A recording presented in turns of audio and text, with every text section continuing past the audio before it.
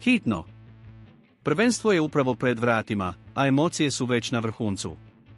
Pripremite se za uzbudljivu utakmicu, Dinamo protiv Hajduka na stadionu Maksimir u petak.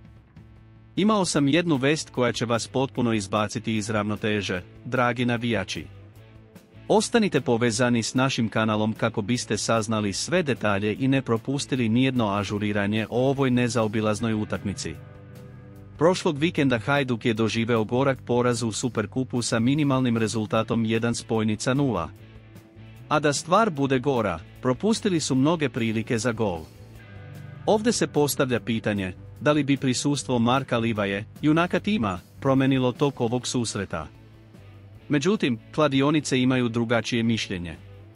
Koeficijent za pobedu Dinama u Superkupu bio je 2,00, ali u prvenstvu su veliki favoriti s koeficijentom 1,75.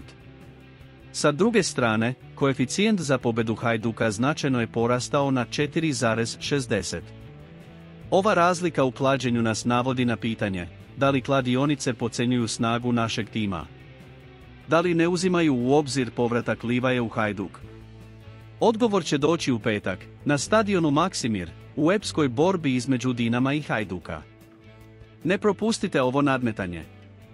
Šta vi mislite o ovoj situaciji? Da li se slažete sa očekivanjima kladionica ili verujete da Hajduk može iznenaditi sve? Ostavite svoj komentar ispod i ne zaboravite se pretplatiti na naš kanal kako biste dobijali sve najnovije informacije iz prve ruke.